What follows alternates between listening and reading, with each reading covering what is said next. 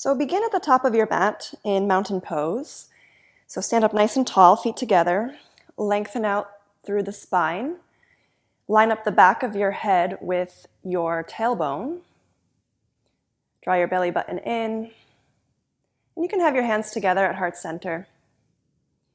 And just feel what the mat feels like underneath your feet. Make sure to distribute your weight equally into all four corners of the feet. And just take a moment to get grounded here, to feel the whole bottom of the foot on the mat. And just take 2 deep breaths.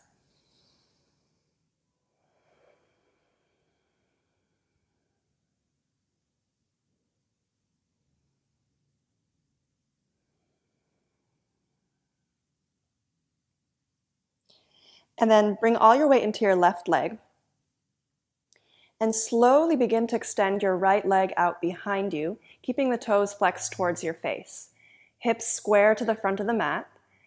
Slowly starting to dip your chest forward with a slight cobra in the upper back.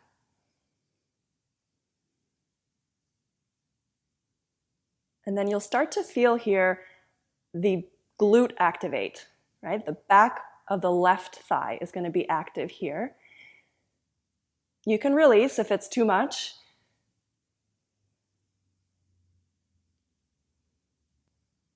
And then make your way back into it when you're ready. And then notice as you press into the floor, you lift up higher and you extend out through the back heel.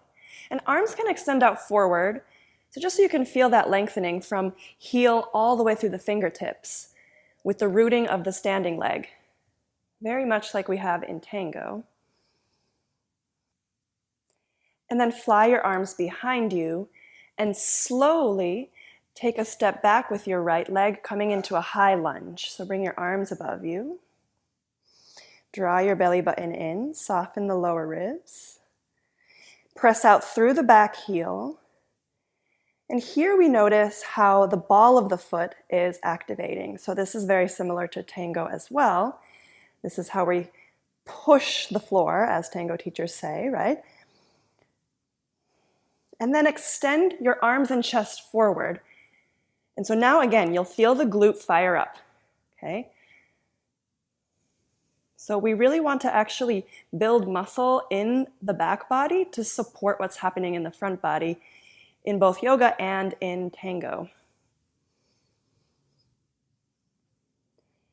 And then from here, you'll bring all the weight into your left leg in one step, coming into one-legged mountain.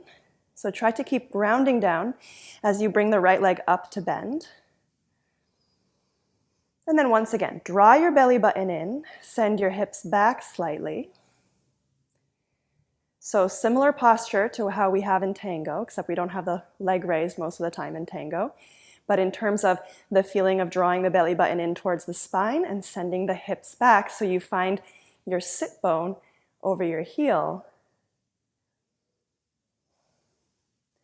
And then from here, we'll twist to the right. So the left hand can come to the front knee and the right hand can extend out behind you.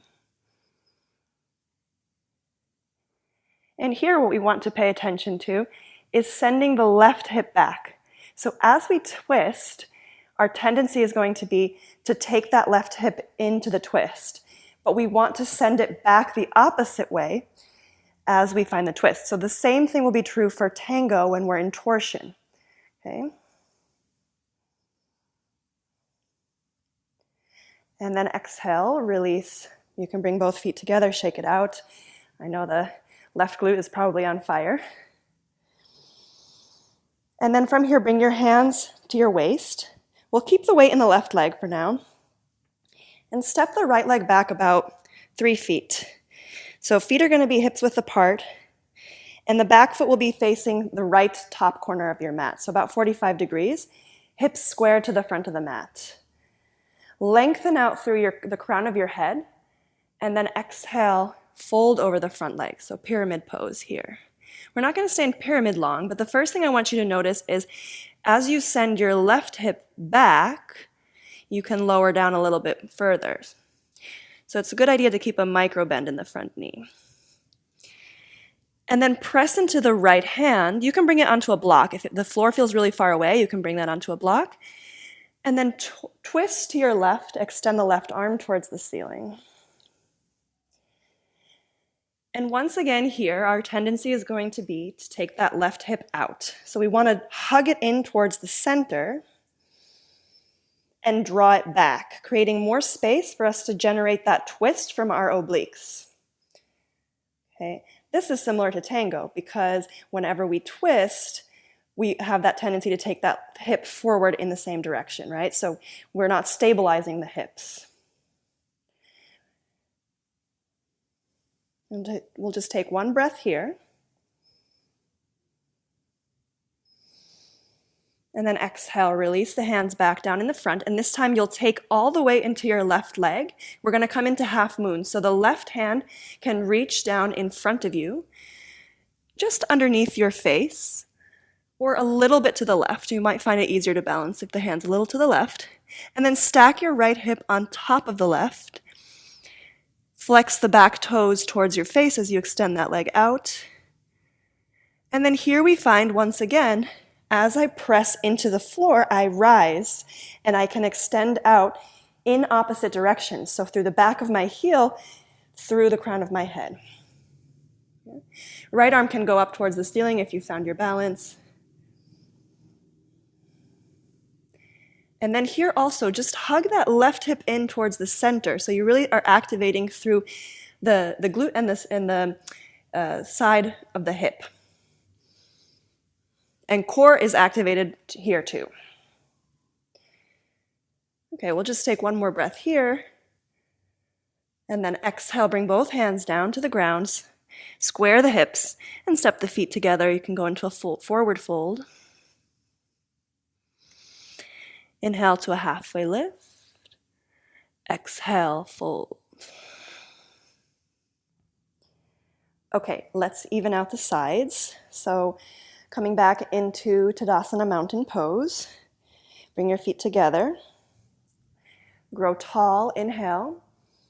Exhale. Root into the floor. Take one more breath here. Press all four corners of your right foot down into the mat. And then slowly extend your left leg back for Warrior 3. Dipping the chest forward, but keep the hips square to the front of the mat. Flex the back toes towards your face. And here the tendency is going to want to be for the left hip to come up. So we're just going to try to tuck it down in line with the right. And you can rotate the leg in towards the center as well.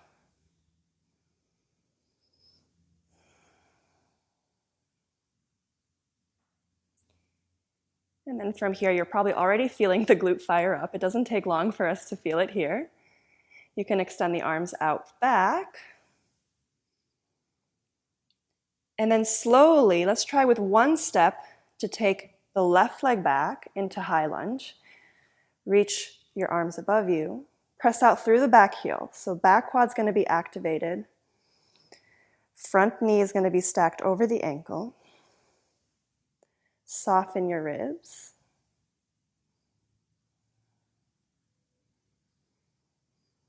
And then inhale, extended lunge. Arms and chest reach forward. Okay, here you're probably feeling it a lot in that back glute. So we won't be here long.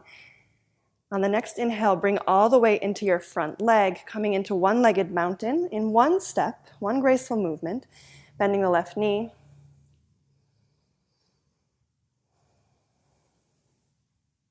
Hug the right hip in towards your center, draw the belly button in towards your spine. And on your exhale, twist to your left, extend the arms out. Right hand can come to the front knee. And keep rotating the right hip out, away from the direction that you're twisting the torso.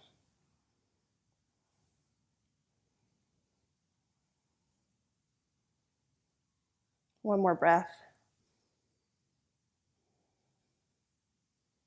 And then exhale, release into the center. We'll keep the weight in the right leg and set up for pyramid. So bring your hands to your hips And take a step back with your left leg about 3 feet. Hips facing forward. Back toes pointing towards the left corner this time. Send your right hip back. Lengthen out through the crown of your head. And then exhale, fold over the front leg. We won't be here long. Once again, we're going into revolved pyramid. So if you have a block or a book nearby, if you feel like the floor is really far away, it's a good idea to place the left hand on that block. Otherwise, if you feel like you can reach the floor, you can bring your hand to the floor to the inside of the front foot.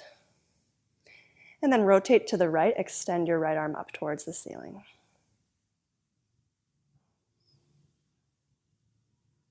And then once again, notice what's happening with the right hip.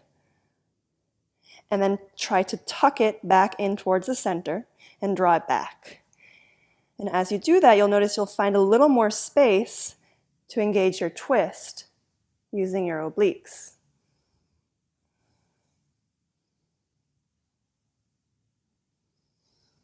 You might even find that for you, a little bit more twist is available, so you can bring the left hand to the outside of the front foot.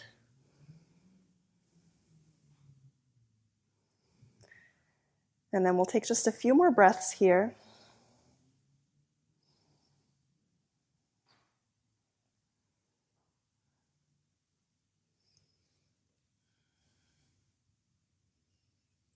And then exhale. We're going to come into half moon. So all of your weight will go into the front leg. Right hand will come underneath your face or a little bit to the right. And then extend your left leg back behind you, stacking the left hip on top of the right. Flex the toes towards your face. And reach your left arm to the ceiling once you've found your balance. Remember, rooting into the bottom leg, the base leg, all 4 corners pressing down. And from that pressing, you find a deeper lift. At the same time, you hug your outer right hip in towards the center. And core is engaged here. Keep pressing out through the back heel.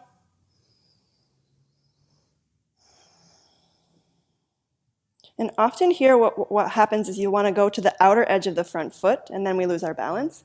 And this is the same thing that happens in Tango, right? So we want to root down through the inner edge of the foot. So we really activate through the inside of the leg. Same as in Tango.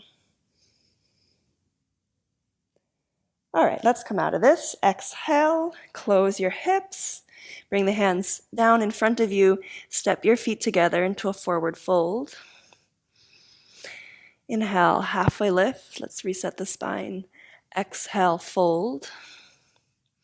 And then root into the feet. Inhale, your arms up above you, coming back to mountain pose.